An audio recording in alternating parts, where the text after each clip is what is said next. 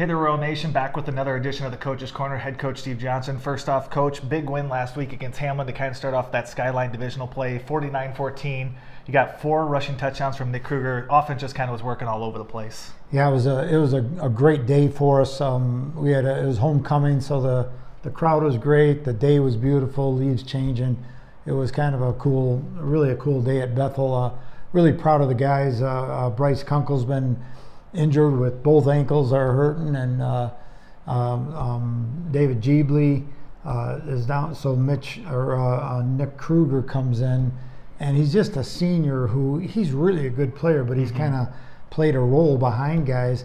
Well, he gets a start, ends up with 4 touchdowns, and it's one of the cool stories that you ever want to have. So he really blessed a lot of us, and we knew he was good, but the other guys didn't. But it was a great day that way, and we played both sides of the ball. We were really dominant. A lot of kids got to play, and it just grows a team when that happens. And Yep. We talked about it's how we play, not who we play, and so we wanted to really play well, play hard, and stay on a growth path. That's important for a whole season. Yeah, well, and part of that, as you say, playing how you guys play, that involves 5 sophomore wide receivers who have caught a touchdown pass this year, 3 of them on Saturday. Just having that core receiver group with a strong O-line, and then you throw in Jaron Rosti, who's 217 yards away from moving up to second all-time in passing career for the Royals.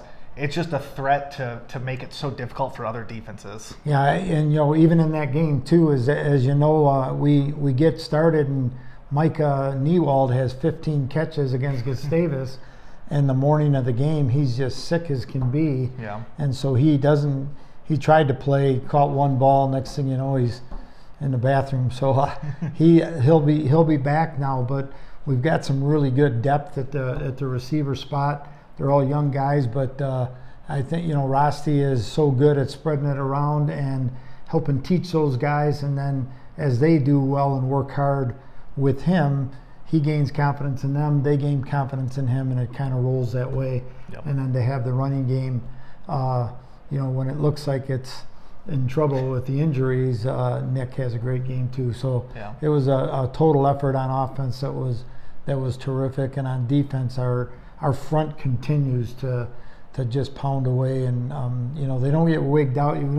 They were max protecting everything, and you don't get wigged out by not getting to the quarterback, but then they cause some interceptions, and so the pressure is not just a sack. Well, I think you talk about there the pressure, right? For the 3rd time this year, you held your opponents to double digits in rushing, so under 100 yards. And like you said, it's mainly that front line. Then you've got some strong linebackers that can add that pressure. And when you get deep into the season here, now we kind of hit that midway point, it's good to have that experience there for those guys as you get deep into the season. Yeah, you're right. When I talk about the front, not just the defense, but the linebackers. So Yep. we kind of have a 2-4 or a 3-4 or a 4. You know what I mean? So all those guys, that's kind of what. So we got to stop the run first, and then make them throw. And Hamlin's improving. They're doing a nice job. Chip does a great job with that program, and they're really they're coming along. And so we felt good about the win, and getting our work done, and growing that way. Well, every week is a big week when you have only a couple months to get wins in the books and try to get to that postseason. But this one being Concordia, which has always been a dogfight. Obviously, last year you guys get the late game interception inside the end zone to come away with a 21-16 victory on the road. Talk about what it means to play Concordia, and especially being able to play them at home, where you guys are 21-3 over the last 5 seasons. Well, it's really it's awesome to be at home as opposed to Fargo, Moorhead, but we're more comfortable at home. Whatever the reason, we want to be good anywhere. Yeah. But we've got to play our game. But Concordia Bethel for 20 years has been a dogfight, and they're a real physical team.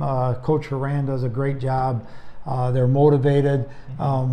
They don't like us very much, you know what I mean? I think we're pretty likable, but they it's a big deal playing us, and it's always really a battle. And but this year, is just kind of with our divisions and our new play, this is it. I mean, this is a championship game, and we talked to our coaches and players about being able to be in these games. That's a cool blessing. that you're good enough to be in those games, but you got to play in them a lot to, to win them. And so we're looking to win this game, but the winner of this one, the loser has to hope the other guy loses twice, which I don't think is going to happen. So the winner of this game is really paramount in our division. Well, and you talk about the dogfight, right? Some low-scoring games in this one, but it's probably going to come down to the trenches, right? You got two of the best defenses in the MIAC right now. When you look at it, when compared to red zone defense, compared to how many yards allowed per game, and I think that's just a testament probably to your defensive squad and their defensive squad over the years of how you've put that mindset into making it a low-scoring game and making both teams really make some big plays to get that victory. Both teams are built on defense first, and then being able to stopping the run is what you got to do, and then so that is a big deal. But it's going to be a physical game. We know that. Who will play longer, harder, make plays, avoid turnovers, those things. So it's the scenario is set beautifully, and we're really excited to be. Some teams are packing it in, you know what I mean? And we're excited to be kind of in. And our hope is that each practice we're banking it to build towards something big. And then, with our goal being to play for the championship in game 10. Yep. Well, it may be fall break here on campus, but still plenty of action to happen this weekend.